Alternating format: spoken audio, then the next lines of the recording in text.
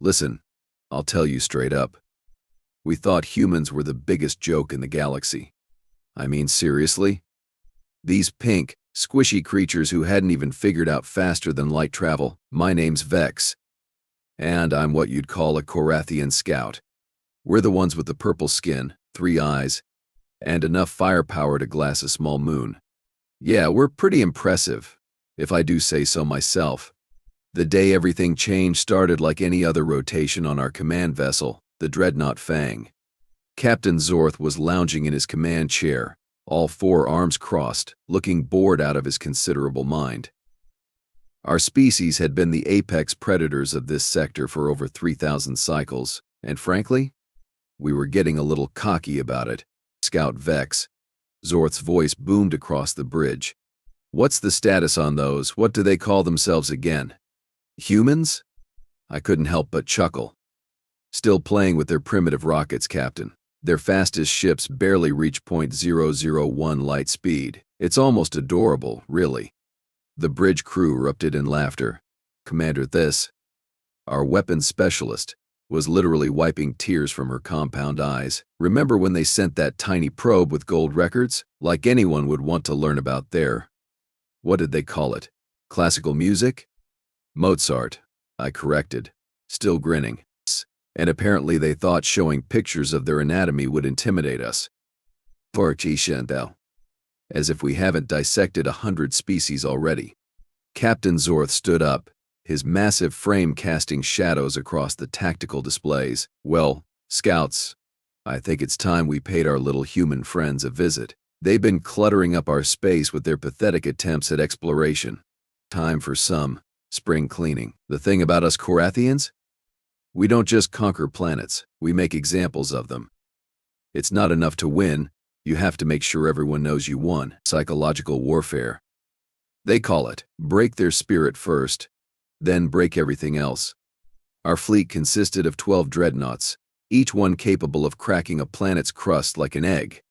We'd done this dance with 47 different species. The formula was always the same: show up, demonstrate overwhelming force, accept surrender, establish dominance. Easy money. As we approached the Sol system, I was monitoring their communications. The humans had detected us, of course. Their primitive early warning systems were screaming alerts across their networks. I tuned into their military frequencies, expecting the usual panic. Instead, I heard something that made my blood run cold. This is Admiral Kate Morrison of the United Earth Defense Fleet. Unknown vessels, you are entering sovereign human space. State your intentions or prepare to be engaged. I blinked all 3 eyes. Did she just threaten us? Me? A Korathian warrior whose ancestors had been conquering worlds when her species was still figuring out fire? Captain, I called out, trying to keep the amusement out of my voice. You're going to want to hear this. The audio crackled across the bridge speakers. The human voice was calm, steady, almost bored. I repeat, this is Admiral Morrison. You have 60 seconds to respond before we consider you hostile. The entire bridge went silent. Then, slowly, the laughter started. It began as a chuckle from Commander This, then spread like wildfire. Soon, every single crew member was howling with laughter. Captain Zorth was literally slapping his knee with one of his secondary arms. Oh, this is rich. He gasped between laughs. They're giving us an ultimatum. Yes, the Korathian Empire. I was still monitoring their communications when something interesting happened. The laughter died in my throat as I caught a fragment of military chatter from their fleet. Target acquisition confirmed. Weapons hot. Remember, people, we only get one shot at this. Wait. What? Captain, I said, my voice suddenly serious. I think they're actually planning to fight us. That got everyone's attention. The laughter stopped like someone had flipped a switch. Captain Zorth's expression shifted from amusement to confusion. Fight us? With what? Their little metal tubes that barely qualify as spacecraft. I pulled up the tactical display. The human fleet was, well, it was pathetic. Maybe 30 ships, none of them larger than our smallest escort vessels. But there was something about their formation that bothered me. They weren't running. They weren't begging. They were, Positioning. Sir, reported Navigation Officer Klex, they're not retreating, they're actually moving to intercept us. Captain Zorth stood up, his amusement completely gone now. Are they insane? Do they have any idea what they're up against? That's when the human admiral came back on the comm. Unknown vessels. This is your final warning. Reverse course immediately, or face the consequences. The consequences? The consequences? I had to admit, even I was impressed by their sheer audacity. It was like watching a mouse threaten a tiger. Hilarious. But also kind of, what's the word humans use? Gutsy? Open a channel, Captain Zorth ordered. Let me talk to these delusional primates. The comm crackled to life. Human Admiral Morrison. This is Captain Zorth of the Korathian Empire. You are addressing the most powerful military force in this sector of the galaxy. Stand down immediately and prepare to surrender your pathetic little world. Or we will demonstrate why 47 other species have learned to fear the name Korathian. There was a pause. Then, to my absolute amazement, the human admiral laughed, not a nervous laugh, not a frightened giggle, a genuine, amused laugh. Captain Zorth, was it? Let me ask you something. In all your conquests, have you ever faced a species that had nothing left to lose? What kind of question was that? Admiral Morrison, you clearly don't understand the situation. We have 12 dreadnoughts, each one capable of destroying your entire fleet. Your resistance is not just futile, it's comedic. Oh, I understand perfectly, she replied. You're bullies. You pick on civilizations that can't fight back. You've gotten fat and lazy on easy victories. But here's the thing about humans, Captain. We don't know how to quit. Commander This leaned over to me. Is she actually trying to intimidate us? This has to be some kind of joke. But I was studying the tactical display more carefully now. Something was wrong. Their ship formations didn't make sense for a conventional attack. They were spread too thin, positioned at odd angles. It was like they were, wait. Captain, I said slowly. I don't think they're planning to engage us ship. What do you mean? Mess. I enhanced the display, zooming in on the human vessels. Look at their positioning. They're not forming battle lines. I paused, my three eyes widening in realization. They're moving to surround us. Captain Zorth laughed. Surround us? With 30 ships against 12? Basic mathematics, Scout Vex. Even if they somehow managed to destroy one of our ships for every one of theirs, we'd still have ships left over. That's when Admiral Morrison's voice came back, and this time there was something different in her tone. Something that made my scales tingle with unease. Captain Zorth, you mentioned 47 species. That's impressive. But I wonder, did any of those species have nuclear weapons? Nuclear weapons? I quickly scanned their ships. No significant radiation signatures. What was she talking about? Admiral, your primitive fission weapons are no threat to our shielding. We've encountered nuclear technology before. Oh, these aren't fission weapons, Captain. These are something newer. Tell me, have you ever heard of antimatter? The bridge went dead silent. Antimatter was theoretical for most species. The energy requirements alone. How could these primitive humans have developed antimatter weaponry? You're bluffing, Captain Zorth said, but I could hear the uncertainty in his voice. Am I? Tactical, light 'em up. Suddenly, every human ship in their fleet lit up like small suns. The energy signatures were impossible. Each ship was reading power levels that rivaled our own dreadnoughts.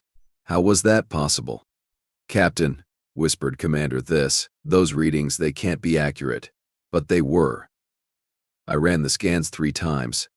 Each human vessel was generating enough power to do exactly what they were claiming they could do. Admiral Morrison's voice came back, and now it was cold as space itself. Each of our ships is carrying a single antimatter torpedo. 1 torpedo, 1 target. We can't win a conventional fight, Captain, but we don't need to. We just need to take you with us. This was not how it was supposed to work. Species were supposed to surrender when faced with overwhelming force. They were supposed to beg for mercy. They weren't supposed to threaten mutual annihilation. You're all insane, Captain Zorth breathed. Maybe, Admiral Morrison replied. But here's what you need to understand about humans, Captain. We've been fighting each other for thousands of years. We've perfected the art of warfare to a degree that would make your species weep. We've built weapons that can end civilizations, and we've pointed them at ourselves more times than you can count. What makes you think we'd hesitate to use them on you? I was frantically running calculations, antimatter warheads.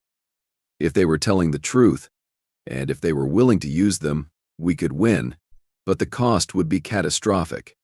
We might lose half our fleet, maybe more. Captain, I said quietly. If they're not bluffing, they have to be bluffing, he replied. But he didn't sound convinced. That's when Admiral Morrison played her final card. Load-end, computer, transmit historical file package to Korathian fleet. Subject, human military history. Subset, total war doctrine. My console lit up with incoming data, historical records, military documentation, battle footage. I opened the first file and immediately wished I hadn't. It was footage from something called World War II. Human aircraft dropping bombs on human cities, millions of casualties. Entire civilizations worth of destruction, caused by humans fighting other humans. The second file was worse.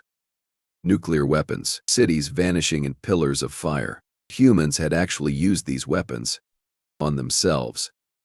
And the third file made my blood freeze. It was labeled Mutually Assured Destruction Doctrine. The humans had built enough nuclear weapons to destroy their own planet dozens of times over, and they'd pointed them at themselves. For decades. Equerry for decades, by the void, whispered Commander Thissis, who was reading over my shoulder. They're completely insane. But that wasn't the worst part. The worst part was the final file. It was recent. Very recent. A human military briefing about something called Project Damocles, the development of antimatter weapons specifically for deep space combat. The briefing was dated just 2 cycles ago. They'd been preparing for us. Somehow they'd known we were coming, and they'd prepared for us. Admiral Morrison, Captain Zorth said, and for the first time since I'd known him, his voice was uncertain. Surely we can reach some kind of accommodation. The Korathian Empire is not unreasonable. Oh, but you are unreasonable. Captain, you came here to conquer us, to enslave us, to turn us into another trophy in your collection. But here's the thing about humans. We don't make good slaves. We have this unfortunate tendency to rebel, to fight back, to make our captors' lives absolutely miserable. I was still reading through the files. There were records of human rebellions, insurgencies, resistance movements. Species after species had tried to conquer humans throughout their history. None of them had succeeded for long. What do you want? Captain Zorth asked. I want you to leave. I want you to spread the word throughout your empire that Earth is off limits. And I want you to remember something, Captain. Today you had a choice. You could have left peacefully. Instead, you chose to threaten us. We're giving you one chance to make a different choice. Captain Zorth looked around the bridge. His officers were all staring at him, waiting for orders. The smart play was obvious. We were outnumbered, outgunned, and facing an enemy that was demonstrably insane enough to use weapons of mass destruction. But we were Korathians. We'd never retreated from a battle, ever. Ever, Admiral Morrison, he said finally. The Korathian Empire does not negotiate with inferior species. We will give you one final opportunity to surrender. After that, we will demonstrate why we are the apex predators of this galaxy. The comm went silent for a long moment. Then Admiral Morrison's voice came back, and it was filled with something I'd never heard before from a member of a species we were conquering. She was laughing. And not nervous laughter. Not frightened laughter. She was genuinely, honestly amused. Captain Zorth, she said, you just made the biggest mistake in Korathian history. What happened next will haunt me for the rest of my considerably long Korathian lifespan. See, we thought Admiral Morrison was bluffing about the antimatter weapons. We figured no species could be that reckless, that utterly willing to commit suicide just to prove a point. We were wrong. So very catastrophically wrong. All ships, prepare for attack formation Delta 7. Captain Zorth commanded, his voice regaining some of its usual authority. Target their largest vessels first. Make this quick and clean. I watched the tactical display as our dreadnoughts moved into position. 12 massive ships, each one a testament to Korathian engineering superiority, each one carrying enough firepower to level continents, against 30 human vessels that looked like they'd been cobbled together from scrap metal in desperate hope. The first shot came from our flagship, the dreadnought Fang, a brilliant lance of energy that could punch through a moon. It struck the human vessel designated as their command ship, the one Admiral Morrison was supposedly commanding from. The ship absorbed it, not deflected, not damaged. Absorbed, like the energy just disappeared into some kind of impossible void. "What the hell?" muttered Commander Thiss, frantically checking her weapons systems. Direct hit, full power, no effect. That's when I noticed something that made my 3 hearts skip a beat. The human ships weren't just sitting there taking our fire, they were moving. Not retreating, not scattering like every other species we'd faced. They were advancing. "Captain," I said, my voice barely above a whisper, "they're not running." "Gay. I can see that, Scout Vex. What I can't see is how they're shrugging off our weapons like they're nothing." Admiral Morrison's voice crackled over the comm again, and this time she sounded almost disappointed. "Captain Zorth, you really should have taken the offer to leave. Now we have to do this the hard way." The hard way? What could possibly be harder than facing 12 Korathian dreadnoughts? I was about to find out. "All human vessels." "This is Morrison. Execute Protocol Omega. Remember, we're not just fighting for Earth. We're fighting for every species these bullies have enslaved. Time to show them what real warriors look like." The human fleet suddenly split apart, moving in patterns that defied everything I knew about space combat. They weren't following any tactical doctrine I'd ever seen. It was like watching a school of fish suddenly transform into a pack of hunting predators. "Sir," called out Navigation Officer Klex, "they're not targeting our ships, they're targeting our weapons arrays." He was right. Instead of going for kill shots, the humans were systematically destroying our gun emplacements. Surgical strikes that left our ships intact but defenseless. It was almost surgical. Professional. "How are they moving so fast?" Captain Zorth demanded. "Our sensors show their ships shouldn't be capable of those acceleration rates." That's when I figured it out. "Captain, remember what Admiral Morrison said about being prepared? I don't think those are normal human ships. I think they're specifically designed to fight us." As if she'd heard me, Admiral Morrison's voice came over the comm again. "Impressed, Captain? We've been studying your tactics for cycles. Every species you've conquered, every battle you've fought, we've analyzed it all. We know how you think, how you fight, how you win. The question is, do you know how we fight?" Another human ship darted past our port weapons array, its guns blazing. But these weren't the primitive kinetic weapons we'd expected. These were energy weapons that matched our own technology. How was that possible? "Captain," I said, my voice shaking now, "I'm reading massive energy spikes from their ships. They're not just matching our technology. They're exceeding it." That's impossible. No species develops military technology that advanced without first developing faster than light travel. It's a fundamental progression." Admiral Morrison's laughter came over the comm. "Oh, Captain, you're thinking like a conqueror. You develop technology to expand, to explore, to claim new territory. We develop technology to survive. There's a difference." Suddenly, the human ship closest to us executed a maneuver that should have been physically impossible. It spun on its axis, fired 6 separate weapon systems simultaneously, and disabled 3 of our escort vessels in the span of 10 seconds. "By the void," whispered Commander Thiss, "they're not just fighting us. They're playing with us." She was right.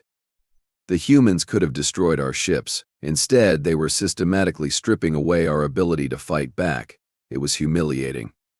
It was terrifying. It was professional.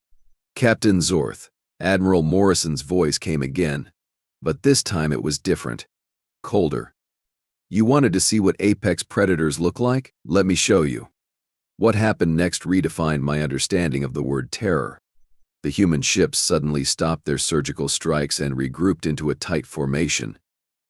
For a moment, I thought they were retreating. Then I saw the energy readings. Each ship was channeling power into a single, massive weapon system. It's not antimatter. Something else. Something that made my instruments scream warnings I'd never seen before. "What are they doing?" Captain Zorth asked, but I could hear the fear in his voice now. "Unknown, sir. The energy signature it's not in any of our databases." That's when Admiral Morrison spoke again, and her voice was filled with something that made my blood run cold.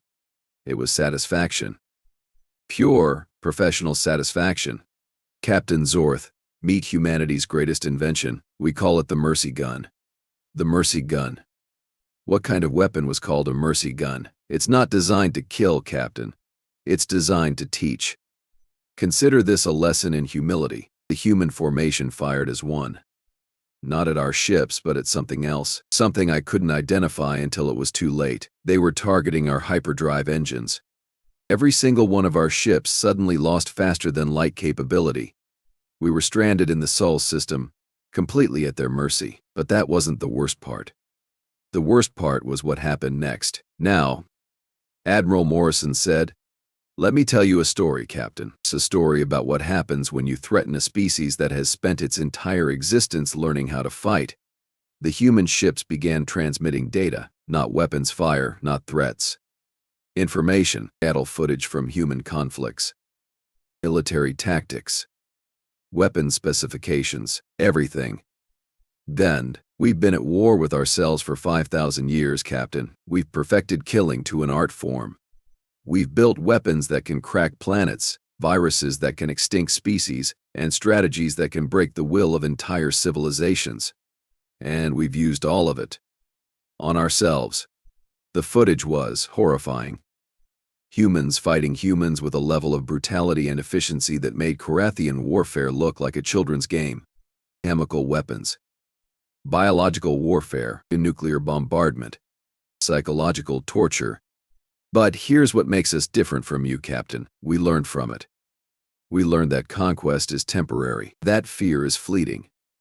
That true strength comes not from the ability to destroy, but from the choice not to.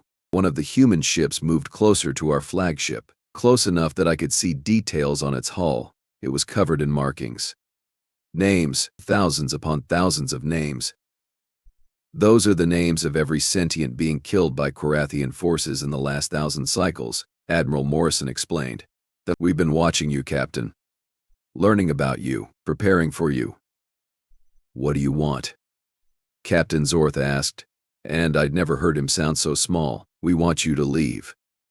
We want you to go back to your empire and tell them what you learned here today. We want you to spread the word that Earth is protected, and we want you to remember that mercy is not weakness. And if we refuse..." The comm went silent for a long moment. Then Admiral Morrison spoke again, and her voice was filled with something that made my scales stand on end. "Then we stopped being merciful." The human ships suddenly powered up their weapons again, not the surgical instruments they'd been using. These were different. These were the antimatter weapons she'd threatened us with initially. 30 ships. Each one carrying enough destructive power to crack a moon. "We could have destroyed you the moment you entered our system, Captain. We chose not to. We could have hunted down every Korathian ship in the galaxy and ended your species. We chose not to. We could have used our technology to become conquerors ourselves. We chose not to." "Fine, why?" Captain Zorth asked. "Because someone has to be better. Someone has to show that strength without wisdom is just another form of weakness. Someone has to prove that the strongest species in the galaxy is the one that chooses peace over war." The human ships began moving again. But this time they were forming an escort formation around our disabled fleet. "We're going to repair your hyperdrive engines, Captain. We're going to send you home. And you're going to deliver a message to your Emperor." "What message?" "That humanity is no longer a target, that Earth is under our protection, and that any Korathian ship that enters our space will be given exactly one chance to leave peacefully. And if they refuse..." Admiral Morrison's voice came back one final time, and it was filled with a promise that made my 3 hearts stop beating for a moment. Then they'll learn why we're the only species in the galaxy that points weapons of mass destruction at ourselves and calls it strategy. The repairs took exactly 4 hours. 4 hours during which human engineers worked alongside Korathian technicians to fix the damage they'd caused. They were professional, courteous, efficient. They were also terrifying. These weren't the primitive savages we'd expected. These were warriors who had evolved beyond the need for conquest. They were apex predators who had learned to hunt only when necessary. They were the most dangerous species in the galaxy precisely because they chose not to be. As our fleet prepared to leave the Sol system, Admiral Morrison's voice came over the comm one last time. "Safe travels, Captain Zorth. And remember, we'll be watching." The journey back to Korathian space was the longest of my life. None of us spoke. We were all processing what we'd experienced, what we'd learned. When we arrived at the Imperial capital, Captain Zorth was summoned immediately to the throne room. I was ordered to accompany him as the primary scout who had observed the human fleet. Emperor Vorthak listened to our report in complete silence. When we finished, he sat motionless for several minutes. "So," he said finally, "we have encountered a species that could destroy us, but chooses not to." And "Yes, Your Imperial Majesty. It's a species that has perfected warfare to a degree that makes our own military look primitive." "Yes, Your Imperial Majesty. It's a species that has weapons capable of cracking planets, but uses them to teach rather than to conquer." "Yes, Your Imperial Majesty." Emperor Vorthak stood up from his throne, his massive frame casting shadows across the room. "Then we have learned something today. We have learned what it means to encounter a species that is truly superior to us." He walked to the great window that overlooked the Imperial city. "Issue a decree. Earth is to be designated as a protected system. No Korathian vessel is to enter Sol space without explicit Imperial permission. And that permission will never be granted." "Your Imperial Majesty?" Captain Zorth asked. "We are warriors, Captain. We understand strength. And we have just encountered a species that is stronger than us in every way that matters." "Thus, they could have destroyed us. They chose not to. That is not weakness. That is the ultimate expression of power." The Emperor turned back to face us. "Spread the word throughout the Empire. We have found our superiors, and we will respect them." As I left the throne room, I couldn't help but think about Admiral Morrison's final words. "We'll be watching." It wasn't a threat, it was a promise. Humanity would be watching, ready to defend not just themselves but any species that needed protection from bullies like us. For the first time in my life, I felt something I'd never experienced before when thinking about another species. I felt safe. And the humans were out there, watching, protecting, choosing mercy over conquest. And somehow, that made the galaxy a better place. They had mocked us by showing us what real strength looked like. And we had learned that the most terrifying thing in the universe isn't a species that wants to destroy you. It's a species that could destroy you, but chooses to protect you instead. That's when I finally understood what fear really was. It wasn't being afraid of death. It was being afraid of disappointing someone who had shown you mercy. And I never wanted to disappoint the humans again.